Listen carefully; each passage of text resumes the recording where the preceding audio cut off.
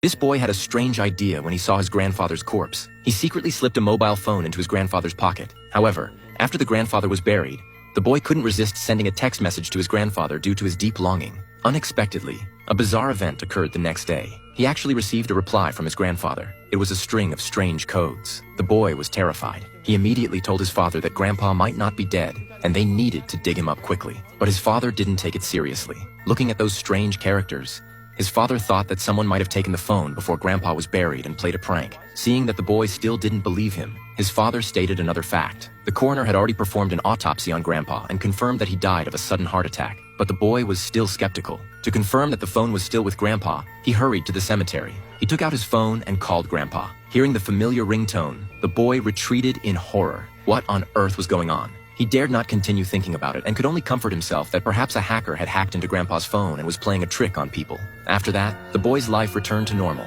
and he gradually forgot about the incident. Until this day, the bizarre event happened again. At the school dance, the boy danced with the campus belle. But who knew this would enrage the school bully? The bully grabbed him by the neck, took him outside, and beat him up without saying a word. Before leaving, the bully even twisted his limbs into a strange shape. Fortunately, the class teacher discovered him in time and saved him. The class teacher not only carefully helped him treat his wounds, but also expressed his willingness to testify and report the school bully for assault. However, the boy politely declined. After returning home, he didn't want to worry his father and could only pour out his grievances to his deceased grandfather over the phone. It turned out that the reason he didn't report the school bully was that he was afraid of more fierce retaliation. After all, as long as the school bully was still alive, he could continue to torture him.